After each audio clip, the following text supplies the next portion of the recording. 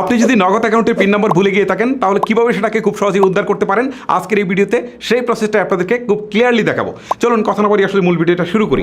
প্রথমে আপনি আপনার ফোন থেকে ডায়াল প্যাডে চলে যাবেন। এটা স্মার্টফোনও হতে পারে বা বাটন ফোনও হতে পারে। ওকে, ডায়াল প্যাডে আসার পর এখানে আপনি টাইপ করবেন *167, তারপর হচ্ছে হ্যাশ *167 হ্যাশ লিখে আপনি ডায়াল করবেন।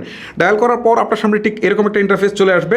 এখান থেকে হচ্ছে পিন রিসেট নামে যে 8 নম্বরের অপশনটা রয়েছে, সো এখান থেকে 8 সিলেক্ট করে হচ্ছে আপনি সেন্ড বাটনে ক্লিক করবেন। ওকে, পিন রিসেটের জন্য এখন এখান থেকে দুইটা অপশন রয়েছে।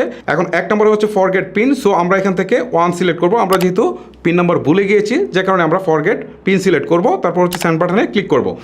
এখন এখান থেকে হচ্ছে এনআইডি কার্ডের নাম্বার দিতে হবে। যে এনআইডি কার্ড দিয়ে আপনি আসলে নগদ অ্যাকাউন্টটা খুলেছিলেন সেই নাম্বারটুকু এখানে বসিয়ে দিবেন। ওকে, নাম্বার বসিয়ে দেওয়ার পর আপনি সেন্ড বাটনে একটা ক্লিক করে দিবেন।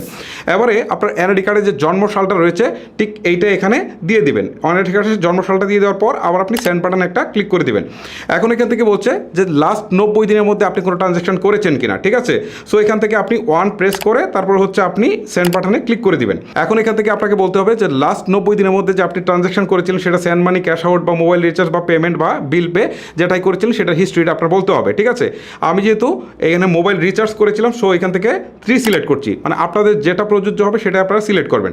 সো 3 সিলেক্ট করে আমি হচ্ছে সেন্ড বাটনে ক্লিক করছি। এখন এখান থেকে বলছে যে আসলে কত টাকা রিচার্জ করেছিলাম 90 দিনের মধ্যে সেটা বলতে হবে। সো আমি 50 টাকা করেছিলাম, 50 দিয়ে তারপর হচ্ছে সেন্ড বাটনে ক্লিক করছি। ওকে, ক্লিক করার পর এখন এখান থেকে বলছে এই যে একটা SMS আমার এখানে পাঠানো হবে। অলরেডি কিন্তু একটা SMS চলে আসছে। ওকে, আমি SMSটা একটু রিড করে দেখি যে আসলে SMS-এ কী তারা পাঠিয়েছে। ওকে, আমি একটু মেন মেনুতে যাই, SMS-এ যাই। SMS-এ আসার পর দেখি এখানে তারা কি বলছে। এই যে দেখেন নগদ থেকে কিন্তু একটা SMS চলে আসছে। এখন SMS-এ তারা বলছে your pin reset request is successful, please dial *167 hash. Okay okay, আমরা আবার হচ্ছে ডায়াল পেডে যাব। ডায়াল পেডে আসার পর এখান থেকে হচ্ছে আমরা *167 আগে যেটা ডায়াল করেছিলাম তারপর হচ্ছে হ্যাশ দিয়ে পর ডায়াল করব।